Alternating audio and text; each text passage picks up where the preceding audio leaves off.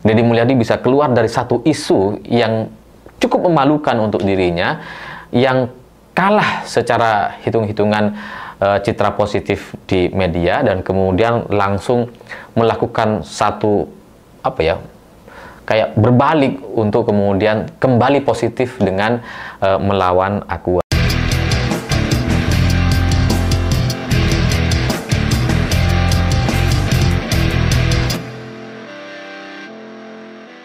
Selamat malam semuanya. Hari ini nampaknya saya harus mengakui kepiawaian atau kelihayan Deddy Mulyadi dalam mengelola isu di media untuk semuanya seolah-olah dibuat mendukung dirinya atau membuat namanya menjadi sangat positif hanya lewat sosial medianya. Jadi media-media mainstream kita hari ini itu nampak begitu mudahnya digoyahkan oleh Deddy Mulyadi, bahkan sekalipun isunya bisa sangat negatif.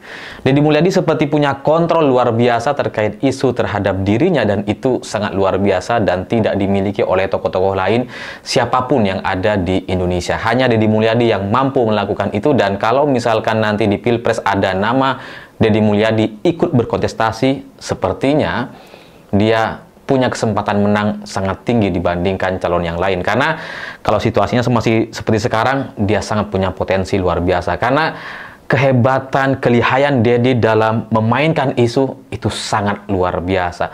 Kita itu begitu mudahnya dibolak-balikkan, netizen kita itu bisa dispin atau dipindahkan fokusnya hanya dalam sekali dua kali gerakan Deddy Mulyadi di sosial media. Karena kalau kita ingat-ingat hari ini, Deddy Mulyadi kan bisa dibilang dia sedang kalah telak atau salah begitu fatal ketika dia berhadapan dengan Purbaya.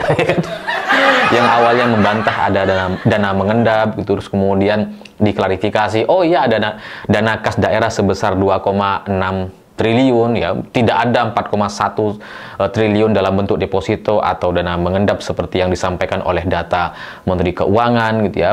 Dan ya sayangnya yang dihadapi Menku Purbaya yang memang kayaknya orangnya juga agak ugal-ugalan, sehingga Purbaya memberikan jawaban yang menguji menguji kelihayan Deddy Mulyadi dalam mengelola atau keluar dari isu ini, sehingga ditantang untuk ngecek ke BI atau ke Bank Sentral. Dan ternyata ya Deddy Mulyadi nggak bisa untuk nggak ngecek karena sudah ditantangin, dan dia akhirnya ngecek dan ya ternyata memang ada.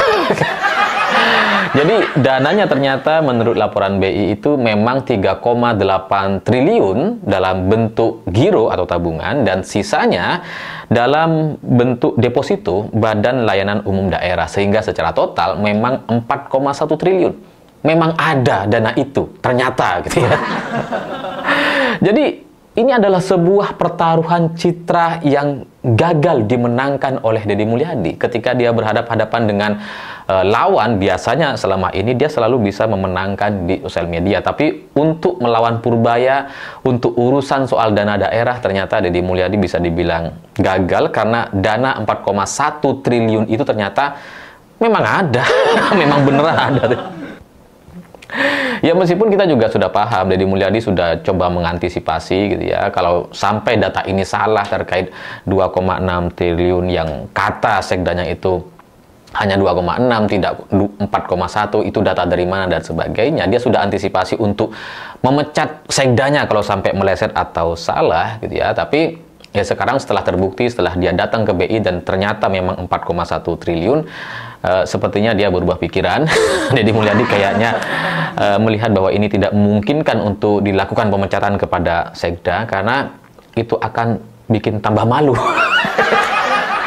Ya karena dari dana 4,1 saja dia gengsi untuk mengakui, gitu ya, masih disebutkan 3,8 dan sisanya dalam bentuk deposito, gitu kan. Harusnya diakui saja memang ternyata 4,1, penjelasannya 3,8 giro, sisanya deposito Badan Layanan Umum Daerah. Kan harusnya itu saja yang disampaikan, tapi Deddy Mulyadi gengsi nggak mau menyampaikan itu, sehingga ya untuk urusan pemecatan sekda itu juga mungkin secara hitung-hitungan politik itu tidak menguntungkan bagi dirinya, karena itu akan membuat dia jadi semakin berlarut-larut dalam malu, gitu. Bayangkan kalau dipecat, diganti orang lain, isu ini kan akan menjadi sebuah hantaman keras gitu, dan akan ditanyakan terus oleh masyarakat, dan itu menjadi sebuah bukti kesalahan dari gubernur itu sendiri yang nggak tahu ternyata kas daerahnya 4,1. Jadi ya daripada dia kemudian berlarut-larut dalam sebuah isu yang gagal dia menangkan, gagal mendukung citranya dari sisi yang positif, makanya kemarin kemudian dia datang ke pabrik Aqua dan kemudian melakukan sidak, dan nampaknya Aqua jadi tumbal. Ya terlepas apakah ini disengaja, kebetulan, atau ya memang sudah ada sebelumnya, ini video lama dan sebagainya, saya nggak ngerti. Tapi sidak yang sangat mendadak ini itu sekarang menimbulkan perdebatan terkait air Aqua yang ternyata katanya dari sumur bor, ini bukan air mineral alami, bukan dari sumber mata air, dan itu bisa kita saksikan dari keheranan yang ditunjukkan secara alamiah oleh Deddy Mulyadi di hadapan pimpinan-pimpinan pengolahan air di Aqua.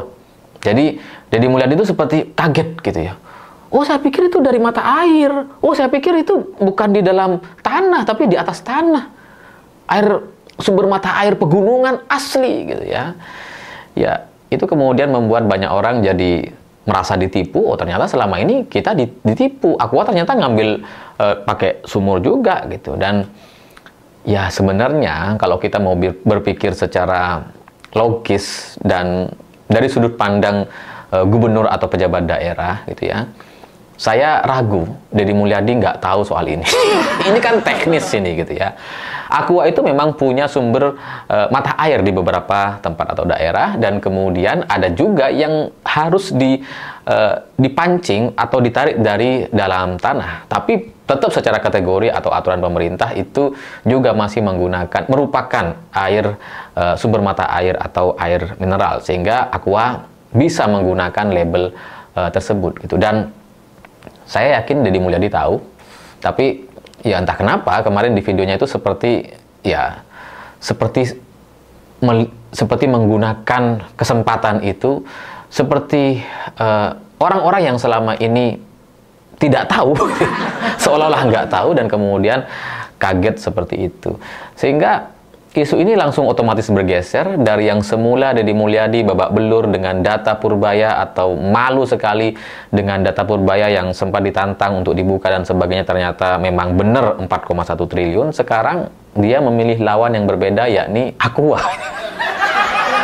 Jadi dari Purbaya udah kalah gitu ya, nggak bisa dilanjutin nih isu soal Purbaya, sekarang melawan Aqua, dan perusahaan Aqua nampaknya secara hitung-hitungan mungkin dari sisi Mulyadi ini lebih mudah untuk dimenangkan gitu ya. Ya sekali lagi entah disengaja atau enggak, tapi bagi saya ini hebat sekali. Deddy Mulyadi bisa keluar dari satu isu yang cukup memalukan untuk dirinya, yang kalah secara hitung-hitungan citra positif di media, dan kemudian langsung melakukan satu kayak berbalik untuk kemudian kembali positif dengan melawan Aqua. Jadi sepertinya Kang Deddy Mulyadi hafal betul ingatan rakyat Indonesia itu sangat pendek sekali gitu. Sehingga ya ketika salah atau kalah melawan Purbaya harus segera ganti lawan. Dan lawan yang dimaksud sekarang adalah Aqua. Jadi itu luar biasa gitu. Dan ini kalau kita ingat-ingat, ini bukan yang pertama kalinya. Dulu ketika anak Deddy Mulyadi itu melaksanakan hajat pernikahan, gitu, itu kan ada 3 orang yang meninggal dunia dari pesta yang diadakan oleh anak Deddy Mulyadi ini. Dan kemudian setelah itu, ya isunya hilang begitu saja karena Deddy Mulyadi bisa muncul dengan isu-isu baru, dan kemudian soal meninggalnya 3 orang di hajatan perkawinan anaknya itu bisa ya hilang atau dilupakan karena orang mulai membicarakan isu baru. Itu kan sebuah kelihayan dan sebuah sebuah kesadaran dari pejabat publik yang mungkin tidak dimiliki oleh pejabat lain. Karena pejabat lain kadang ya saking bertanggung jawabnya kadang masih fokus ke dalam satu isu misalkan. Ya misalkan soal isu judol, kemarin judol terus gitu kan, susah untuk kemudian keluar atau melakukan spin. Tapi Deddy Mulyadi sukses tuh. Dari isu 3 orang warga Jabar meninggal di pesta pernikahan anaknya, sukses melakukan permainan isu dan kemudian ya itu dilupakan. Sekarang dengan Purbaya kembali dengan Aqua.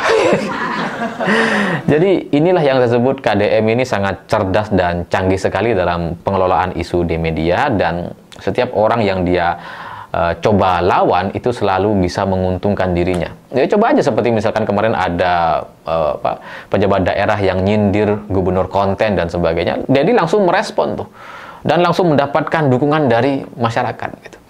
Selalu seperti itu. Yang dalam catatan saya gagal dimanfaatkan oleh Deddy Mulyadi cuma 2 orang, Purbaya dan satu lagi Pramono Anung.